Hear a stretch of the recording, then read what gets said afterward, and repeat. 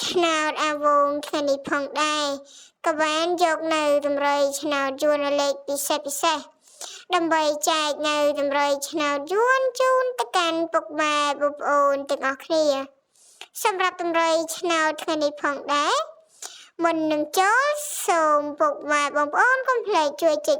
like ម្នាក់មួយផងដើម្បីទទួលបាននៅតម្រុយឆ្នោតយួនថ្មីដែលឥតគិតថ្លៃចែកលេខជូនទៅកាន់ពុកម៉ែបងប្អូនទាំងអស់គ្នាអាវងចែកលេខណា20កូដអាវងចែកលេខណា04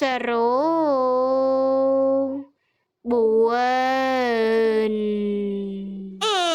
វងចែកលេខណា